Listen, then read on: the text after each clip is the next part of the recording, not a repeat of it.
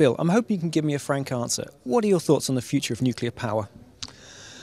Well, as I've discussed with some of the other, some of my colleagues in the industry, I think it absolutely has to be part of the energy mix going forward.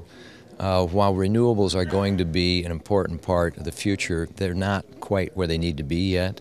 We still need significant base load generating plants. Nuclear fills the bill on that very well, and it's a zero-emission source of energy. And good, cheap, dependable energy is the primary building block for a solid global economy. So it has to be part of the plan going forward. So are you concerned then at the low level of project activity at this time? Well, certainly as part of the supply chain, we see this as a temporary slowdown, but it has raised some concerns for us because to be involved in the nuclear industry requires a significant upfront investment. You have to do qualification programs, you have to design new products, and we amortize that. We go into that business with the idea that we're going to be able to amortize those costs over a relatively long-range industry where we can count on a lot of projects to help us cover those costs. So we're hopeful and optimistic that this will be a temporary readjustment while we examine the impact of Fukushima, and then we think it's going to get back on track. You just mentioned back on track. What's that going to take? Do you have to overcome government resistance, or is it public concerns? Well, I think a lot of this ends up entering into the political realm. You have public concerns. Obviously, there's always concerns about the nuclear industry with the public, and incidents like Fukushima feed that concern.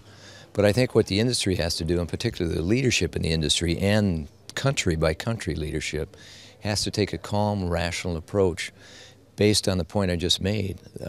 There aren't any options that don't include nuclear as a significant portion of our energy portfolio going forward. If we take energy off the table, we are really going to strangle the global economy, and there will be places like China and India that will not be able to keep up with the growth that they need to see in their own economy. So it just makes sense that it has to be there, but we do have to be proactive and take a very rational approach to addressing public concerns if we're going to get it past it. Now, you've been a steering committee member for the very first nuclear exchange event. How has this event helped the future of nuclear power? Well, I think for me, and just off the top of my head, I think what this has done is it's given a chance to a lot of people that work in the nuclear industry to get together in a relatively casual setting and discuss and kind of develop that rational storyline I mentioned in my last response.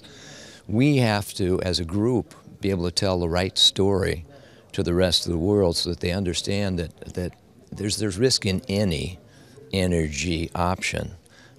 Coal's got its own set of problems. So there's no perfect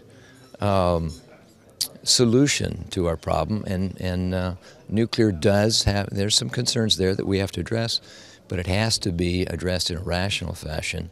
And you have to look at the alternatives. And if you do that, and you develop that storyline and it's effective, I think we can address the public concerns and we can get back to where we need to be.